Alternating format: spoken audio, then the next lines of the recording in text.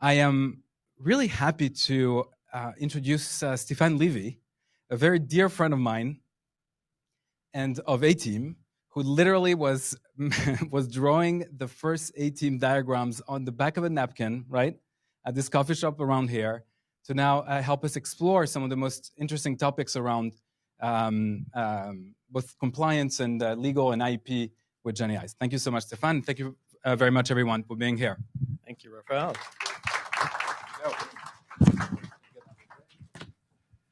All right. Well, first of all, thank you, Raphael, for putting us at the first slot. The legal slot being the first one, while we still have everyone's attention, is always appreciated. And thank you, most importantly, for getting this, this great group of thought leaders and innovators together. We were talking about this 2 months ago around dinner table, and you can count on A.Team to go from ideation to a finished product in record time.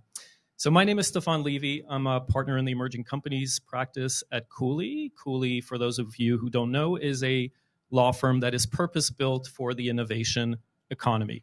We have offices all over the country, offices in Europe and in Asia as well, roughly 1,500 lawyers. And again, pleasure to be here, and thank you for having us. So generative AI took the world by storm. Only, it seems like ages ago, but only a few months ago. And, I've heard, and I think we've all been kind of digging into and reading a ton of articles. I've heard it be compared to the printing press. I've heard it be compared to electricity, to the internet. My personal favorite one is being compared to fire in terms of its ability to alter how humans interact with their environments. Now, that creates an incredible opportunity, obviously, and an incredible opportunity for value creation. But like every single one of these innovations and these leaps in innovation, it also creates all kinds of lack of clarity around legal environments, regulatory environments. And as we all know, markets benefit from clarity. They benefit from clarity in terms of regulations, in terms of laws. And I think generative AI in particular over the last few months, as hopefully you'll hear on this panel today, has opened up all kinds of questions. And some of these questions are theoretical, where we can pontificate as lawyers, but some of these have actually translated into real practical issues and frankly also litigation. So hopefully this is a conversation that introduces you to some of these topics. We're not going to have an opportunity to go a deep dive into any of these, but obviously we'd be happy to talk to any of you and go deeper on any of these topics after this. So with that, I'll introduce our panelists. Start with JP. JP is an IP litigator in our copyright, trademark, and advertising group. He's based in New York. Hi, JP. Kristin, I like to describe Kristin as our Jill of all trades when it comes to generative AI. If folks have an AI question, she just has extremely broad knowledge in terms of the regulatory environment, in terms of some of the litigation that's on the front lines, and some of the issues around scraping, et cetera. So thank you, Chris. And Chris, another Chris. Chris is one of our colleagues in New York. So Chris works very closely with our deal teams. I know we have some investors in the audience. We have buyers in the audience. So Chris is very much on the front lines guiding companies on how do they, frankly, leverage AI internally? What policies should they share with or implement internally with their employees, with their consultants in terms of incorporating generative AI tools? And then for investors and buyers, how do they actually then diligence those companies that they're buying and their own incorporation of generative AI? So thank you, Chris. And so with that intro, we will start off. Now, Chris, or Kristin, give us a sense, how did you start to get involved in representing companies thinking about generative AI issues and navigating through that landscape? Obviously it's been 3, 4, 5 months that it's been kind of gone crazy, but it's a whole career of building up to that. So give us a kind of quick perspective. Sure. for about the last 20 years, I've been counseling clients related to scraping issues, so data scraping and content scraping. And about 2 years ago, we had a big decision at the Supreme Court about scraping-related issues. And everybody thought it was time that everyone needed to scrape. It was great. We're going to go scrape everything on the internet, but there's lots of other legal issues that were out there that we were concerned about. And so I spent many months talking to clients about scraping and what they needed to do to be legally compliant in terms of scraping, and finally started asking, well, what are you doing with all this data? Because there were so many clients asking about scraping and what they could get from the internet.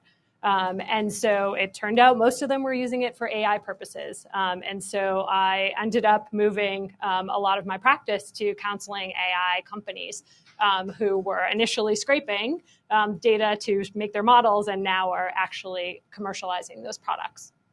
That's great. Thanks, Kristin. So before we kind of dive into any actual legal analysis, I've heard you kind of present what the set of stakeholders are.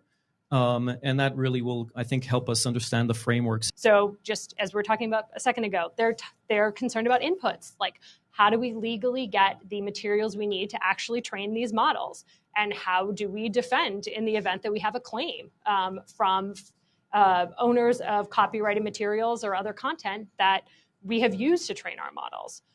Those same entities are concerned about protecting the model from a legal perspective, like ownership of it. Do we copyright it? Do we keep it as a trade secret? Like, what do we do once we have this awesome model that we've built using generative AI?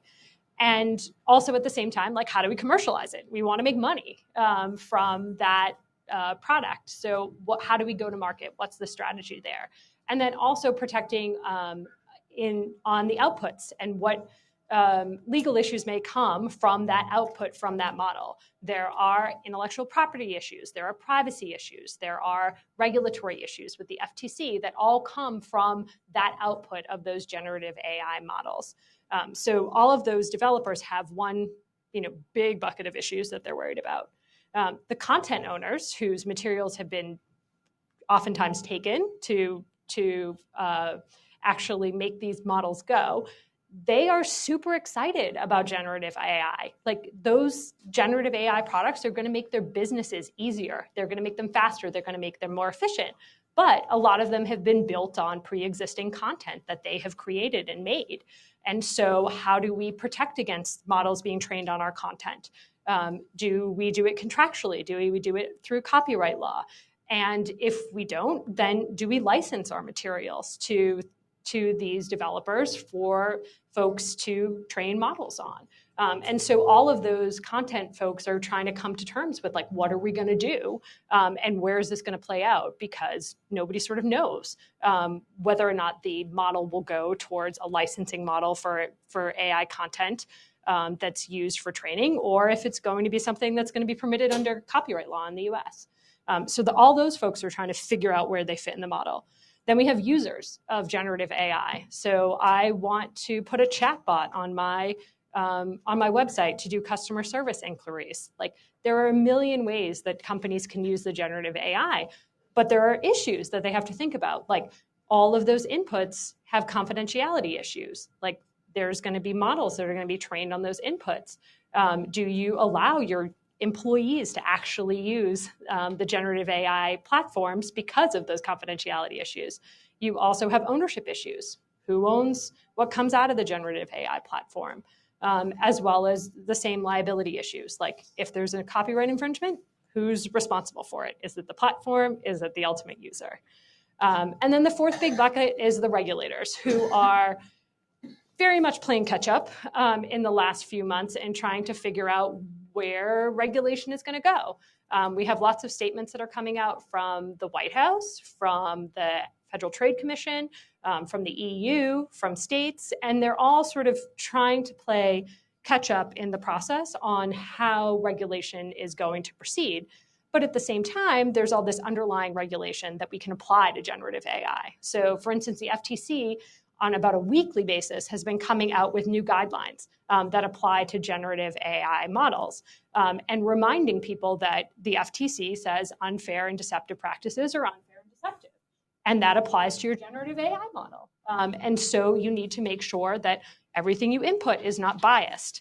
It's not discriminatory. You need to make sure that privacy is taken care of. The FTC has made 2 different companies disgorge their entire algorithms because they were trained on personal data that was not rightfully obtained by those companies. And so that's a huge risk, right? Like you train your model and then suddenly the FTC comes and says, yeah, you need to delete it all because you didn't properly obtain the data that was used to train it. So there are a number of like overarching principles that we talk about from like a regulatory and consumer protection standpoint that are being applied on a daily basis to generative AI platforms, even though they weren't created for that purpose. So piling on those regulations plus whatever comes out of the EU particularly is going to mean that this is going to be a regulated industry going forward. So I've counted about 322 questions that you asked in that monologue. So there is a lack of clarity in the space. And for the participants here that are in the hackathon, don't worry. There is in any of these big tech shifts, there's always a lack of clarity in regulation. There's always a lack of clarity in terms of private actions towards each other, et cetera. But over time, there will be more clarity, and obviously there are folks that help you navigate through that. So shifting gears, JP. So we talked about the stakeholders. Now give us an overview of what are the main laws and types of laws that are implicated here, and is there one or two in particular that you've identified as really prone to potentially getting flipped upside down in terms of legal constructs? Sure, thank you. So as Kristin previewed, there's a whole range of laws at issue here, from intellectual property laws to right of publicity, right of privacy, defamation laws. There's all sorts of anything that you can imagine had to be reinvented for the internet and applied in a new context. We're doing that all over again. And in particular, the intellectual property laws are being pushed and interpreted and used in new ways that they really weren't designed for. And so we're starting to see some new arguments being made by plaintiffs and defendants in that area. Some examples of that, JP, if you Sure. So under copyright law, the content owners that Kristin was discussing, those companies that created original expressive content, they generally have the exclusive right to create copies or make derivative works from their content. Those creators of generative AI models oftentimes are using an intermediate copy of a work to train a model, and they're creating an output of that model that some would argue is a derivative work. That would be infringement of a copyright unless it's a fair use.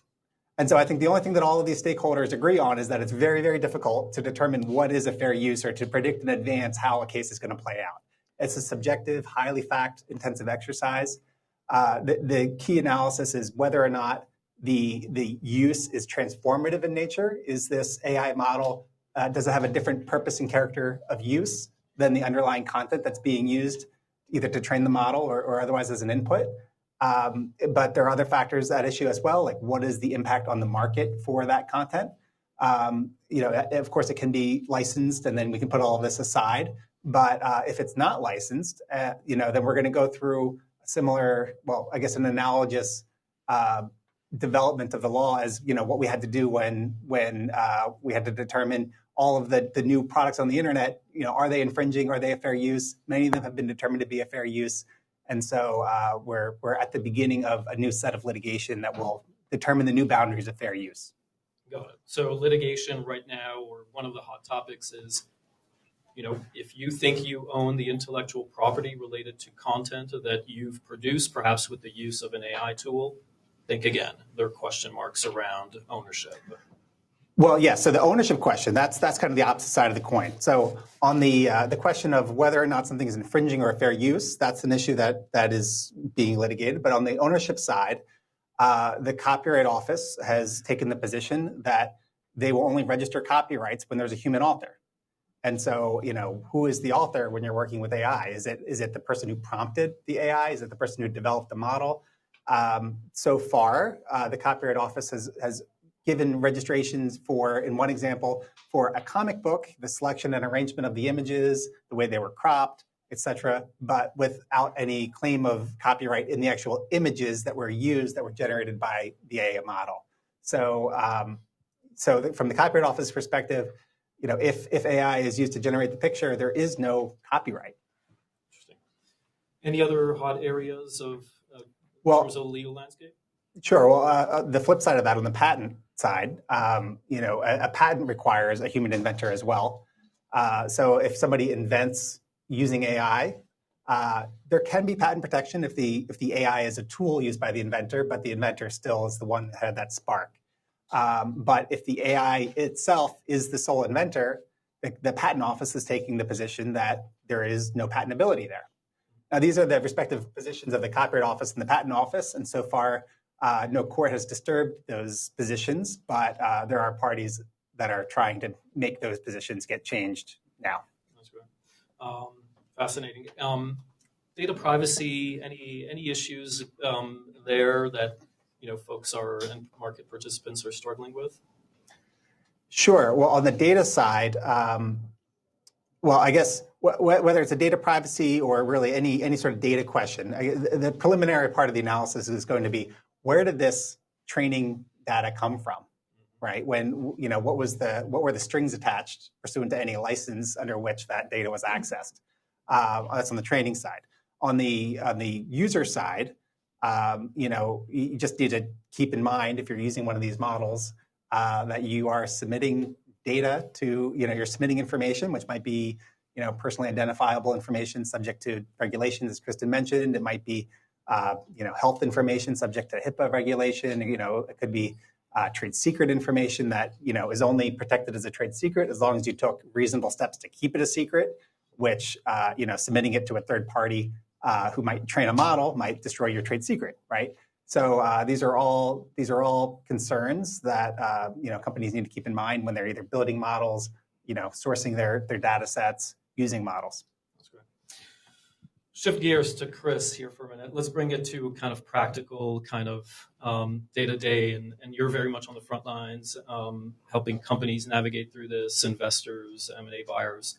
So let's start with companies that obviously want to harness the power of generative AI to build operational efficiencies, perhaps incorporate it into some of its products, just make their products better, et cetera. What have you been seeing in terms of, kind of practical implementation in terms of policies and otherwise? Yeah, so a lot of our clients, obviously with all of the different risks that are out there and also the uncertainty about those risks, a lot of them are coming to us and say, well, what do we do until we know? And I think the main thing we've been recommending is to have clear guidelines in place as to when it's okay to use generative AI and when it's not okay. Our clients have kind of been all over the map. Some have completely banned the use of generative AI internally. Others are doubling down and using it extensively throughout their business, whereas others are taking more of a measured case-by-case type analysis. And I think the important thing is a company will decide what is appropriate for it based on its business model, what its strategic objectives are, what its risk preferences are. But I think the key thing is being clear internally about what is acceptable use and what isn't acceptable use. So we've been recommending clients educate their employees and contractors on the issue and be very clear as to when it's okay to use it and when not. And that policy really should be formed based on those risks that we've talked about. So when should we use output if perhaps we don't own the output? Should we be using our confidential information in connection with certain tools? How are we going to treat the output if we believe there's a chance that it might not be accurate or it might be biased? How do we deal with infringement risks for certain types of outputs? And how do we protect our proprietary source code as well? So all of those sorts of things I think are really, really helpful. And has a state-of-the-art kind of evolved in terms of some of those policies, or is it all kind of real-time, happening? And you're having multiple conversations a day. Yeah, multiple conversations a day, and it's happening. It's changing a lot, and it really does ultimately. It's really hard. We try and obviously commoditize this and try and give up single guidelines, and it's really not appropriate for everyone. But I think there are sort of key principles. One is obviously the internal guidelines. The other one is with the regulatory headwinds, where they're going. It's clear that the regulators, although they're slow on the uptake, they're focusing on fairness and transparency in automated decision making. So, it's kind of like the GDPR had this concept of privacy by design. I think we're probably going to start to see more of this transparency and fairness by design type focus as we develop these models. And then the other thing is, if you're going to be using third-party generative AI tools, always keep in mind, maintain a consistency between the expectations and commitments that you give to your customers with those that you actually get from the third-party provider. So you should think about things like, is your customer okay with you sharing the information the way that you intend? How are you going to deal with the responsibility of the output? Where is risk shifting going to be? So I think when incorporating generative AI into your products, always have that in mind. And those are kind of two guiding principles we've been seeing. Sounds good. So the natural question then is, and again, we have investors, we have buyers in the audience. How are they focused on diligencing the use of generative AI within companies they're about to invest in, or we're about to buy? Obviously, as we heard from Kristin, a lot of question marks in terms of the legal landscape. So how are they approaching that? Yeah, so we've seen a significant uptake in interest from both investors and acquirers in terms of generative AI. How is it being used? Even when the company isn't even using it externally in a product, there has been an increased focus.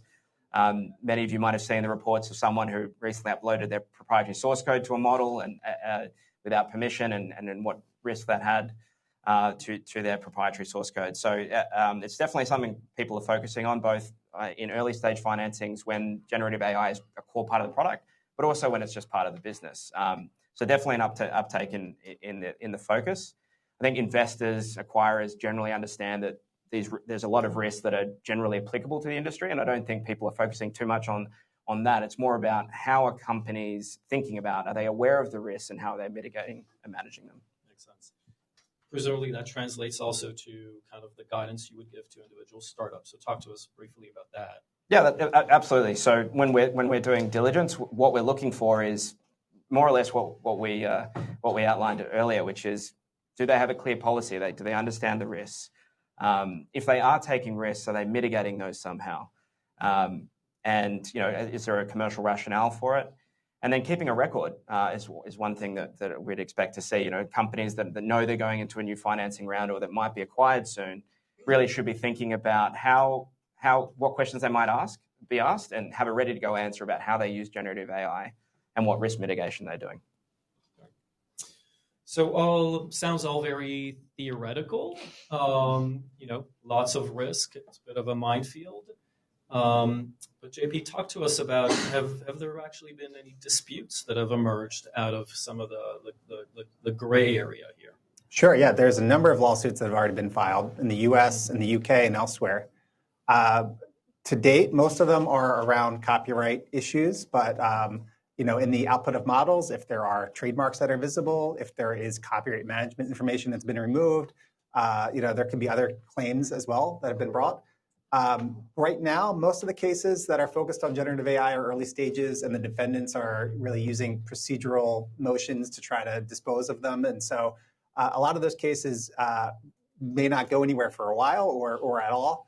But there are other cases that are even outside of the generative AI space that are going to be decided very soon that are going to have huge impacts potentially on the industry or on the industries that use generative AI. So just very quickly, there's a Supreme Court case regarding Andy Warhol's art where he had a silk screen of prints, and there was a decision that was not a fair use when that was put on a magazine cover because it recognizably derived from the image of the photographer.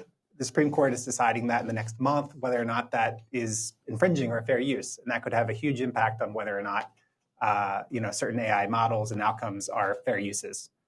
There's another case in the Supreme Court this same term that'll be decided the next month regarding whether or not online recommendations being made are protected from